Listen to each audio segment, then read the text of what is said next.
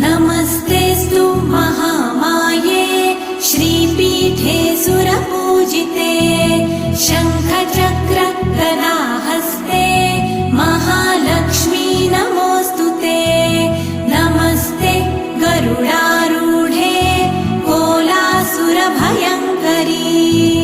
सर्वपाप हरे देवी महालक्ष्मी नमोऽस्तुते। महादेव्यै च विद्महे विष्णुपत्न्यै च धीमहि तन्नो लक्ष्मी प्रचोदयात्।